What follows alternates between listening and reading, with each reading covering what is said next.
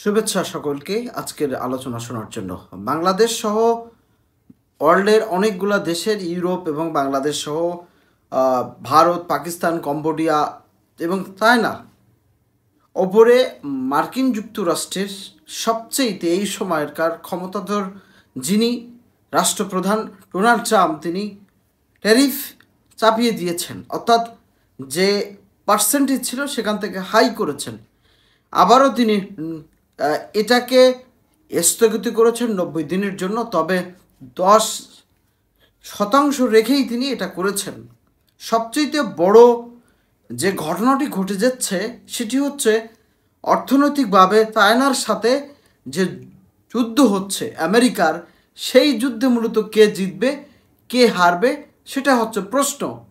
কিন্তু সমস্যা হচ্ছে বাংলাদেশের মতন অন্যান্য যে সমস্ত রাষ্ট্রগুলা চায়না বা আমেরিকার সাথে সম্পর্ক রেখে ব্যবসা বাণিজ্য করে, সেই জায়গায় যেটা হচ্ছে যে আমেরিকা থেকে কোনো গুডস বা চায়না থেকে কোনো গুডস যদি আমরা বাংলাদেশ, পাকিস্তান বা ভারত বা অন্যান্য রাষ্ট্রগুলো যদি তারা আনে, ইম্পোর্ট করে, সেক্ষেত্রে তার সেই ইম্পোর্টের ওপরে যে 147 এবং 167 এই ধরনের যে একটা রেশিও অনুযায়ী চাপ চলছে, সে জায়গায় প্রশ্ন।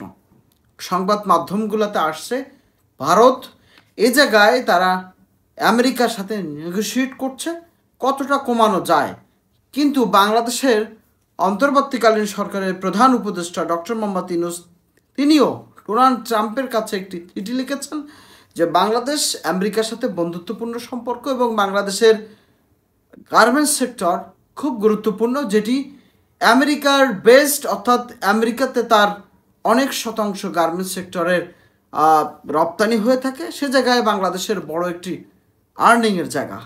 কিন্তু আমেরিকা যে কৌশলে এগুচ্ছে, সেই কৌশলে কিন্তু তারা দেখেন একদিকে ইউরোপকে ঠান্ডা করার জন্য ইউক্রেনকে যুদ্ধের সহায়তা বন্ধ করে দিয়েছে, আবার তারা মধ্যপ্রাচ্যকে একটা গণ্ডগোল বাঁধাবার জন্য তারা ইসরায়েলকে কাজে লাগাচ্ছে, আর দক্ষিণ এশিয়াকে অর্থনৈতিক চাপ সৃষ্টির ক্ষেত্রে একটা আনস্টেবল সিচুয়েশন রাখার জন্য তিনি ট্যারিফের শতাংশ বৃদ্ধি করে দিয়েছে।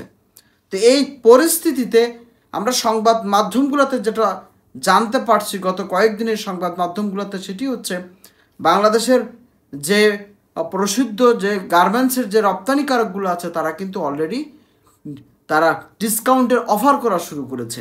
অর্থাৎ এই মুহূর্তে যে গার্মেন্টসগুলো বা যে রপ্তানি পণ্যগুলো আমেরিকাতে যাবে, সেই রপ্তানি পণ্যগুলার ওপরেই মূলত ডিসকাউন্টিং তৈরি করার একটা অপশান তারা দিয়েছে, অথবা অর্ডার ক্যান্সেলেশনের দিকে যাবে।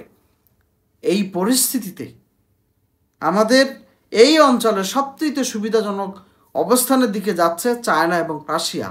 এবং রাশিয়া চায়না যে পলিসিতে তারা এগোচ্ছে, সে জায়গায় আমেরিকা ইউরোপকে কোণঠাসা করেছে, আবার একদিক দিয়ে আমেরিকা অর্থনৈতিকভাবে সারা ওয়ার্ল্ডকে আনস্টেবল করার সুযোগ নিচ্ছে। এই অবস্থাতে যদি দেখা যায় তাহলে আমাদের বাংলাদেশের গার্মেন্টস সেক্টরের ওপরে চাপ হবে, এবং এই চাপটা কতটুকু হবে, কতটুকু বাংলাদেশের গার্মেন্টস সেক্টরের মালিকরা তারা গ্রহণ করতে পারবে, সেটা দেখার বিষয়। কিন্তু সবচেয়ে পরিতাপের বিষয় হচ্ছে ভারত যেভাবে ঢাক ঢোল পিটিয়ে ডোনাল্ড ট্রাম্প ক্ষমতা আসার পরে নরেন্দ্র মোদীর সাপোর্টাররা যেভাবে ঢাক ঢোল পিটিয়ে তারা যে কাজগুলো করতেছিল, সে জায়গায় কিন্তু বেশি প্রশ্ন। এবং বাংলাদেশের জনগণ বিশ্বাস করে যে আগামীতে ডোনাল্ড ট্রাম্পের এই নীতিতে বাংলাদেশের গার্মেন্টস সেক্টরের উপর প্রভাবিত পড়লেও বাংলাদেশের গার্মেন্টস সেক্টর উঠে দাঁড়াবার চেষ্টা করবে।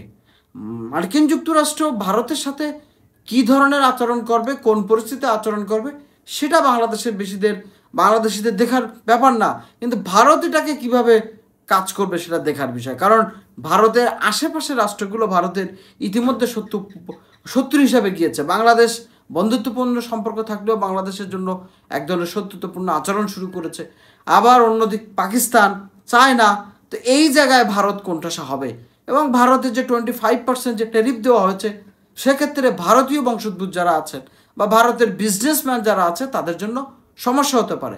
আবার আরেকটি জিনিস, যদি বাংলাদেশের এই 37% বহাল থাকে, সেক্ষেত্রে বাংলাদেশ থেকে গার্মেন্টসের কিছু অর্ডার ইন্ডিয়াতে চলে যেতে পারে।